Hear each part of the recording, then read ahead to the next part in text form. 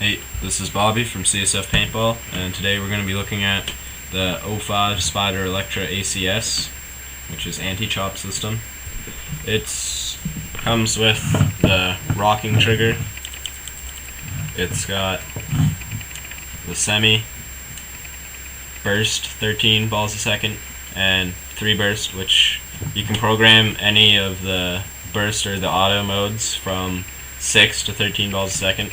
All you do is just hold down the mode change button, it turns it on safe, and then you just scroll through the speeds, and then hold it again, and it turns it back. It's got 6 burst, and full auto. And then semi capped at 20 balls a second.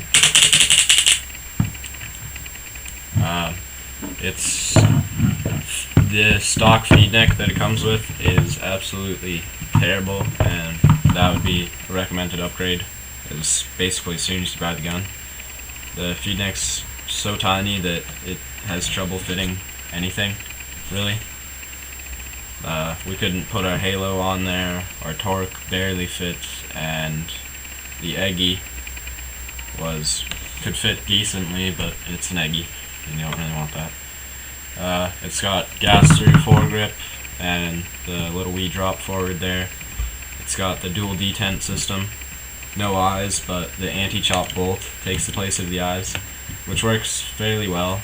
I haven't had too many chops, but to avoid chopping, the bolt uncocks itself, which is kind of an inconvenience, but still, it's pretty good. The trigger, I'm not a big fan of it, but my girlfriend loves it. So, and another problem that I have with it is that the battery light right there is always on unless you buy the $30 Spyder rechargeable 9.6 volt. Right now it's just got the regular Duracell 9 volt in there and the battery light's on, and I just put it in there like last weekend. So that's not the greatest thing ever, but it comes with the 2-piece rifled barrel,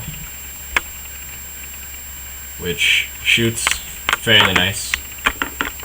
Good for a stock barrel. What was that? The rear velocity adjuster here, which is nice so you don't have to take out any tools to change your velocity, but when you're running around and you just bang it, you can go way low or way high, which can sometimes get you into trouble with refs if you just bump it and you're shooting 300 or something. It's got the steel braided line instead of backer line, which is given on such a cheap gun, but overall for the price range, it's a nice shooter for any budget ballers out there. It comes apart really easy. It's just for the grip frame, just got the 2 screws there, and the body, you just push that button in, pull that out, make sure you hold on to there, velocity adjuster pops out, and then you get that, pop the bolt handle out, and the bolt and the rammer slide out no problem, and you can run a squeegee through there or whatever, lube up everything, make sure it's running nicely. The bolt is quite light, but the hammer is really heavy, so kind of defeats having such a light bolt. Overall though, it's a nice gun if you're on a budget or if you're just starting out, so I would probably give it 7 out of 10.